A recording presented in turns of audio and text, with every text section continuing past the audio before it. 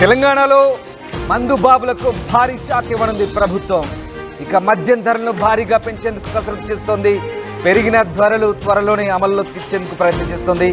ధరల పెంపుపై ఎక్సైజ్ శాఖ కసరత్తు చేస్తోంది. ధరలు పెంచాలంటూ ఎక్సైజ్ శాఖకు త్రిసభ్య కమిటీ నివేదిక ఇచ్చింది. బ్రాండెడ్ బీర్లు, బ్రాండెడ్ మద్యం, చీప్ లిక్కర్ ధరలకు రెక్కలు రానున్నాయి. మద్యం ధరలను దాదాపు 10% నుంచి 15% పెంచే అవకాశం కనిపిస్తుంది. బీర్లపై 15 నుంచి 20% పెంచే ఛాన్స్ కనిపిస్తోంది. మద్యం ప్రియులకు ఇది భారీ షాక్ అని చెప్పాలి. రాష్ట్రంలో మద్యం ధరల పెంపుకు ఎక్సైజ్ శాఖ కసరత్తులు చేస్తోంది. ధరల పెంపుకు అనుకూలంగా ఎక్సైజ్ శాఖకు చెందిన త్రిసభ్య కమిటీ ఇప్పటికే రిపోర్ట్ అందించినట్లు తెలుస్తోంది. కమిటీ ఇచ్చిన నివేదికపై అధ్యయనం చేసిన ఎక్సైజ్ శాఖ మద్యం ధరలను పెంచాలని నిర్ణయించినట్టుగా తెలుస్తోంది.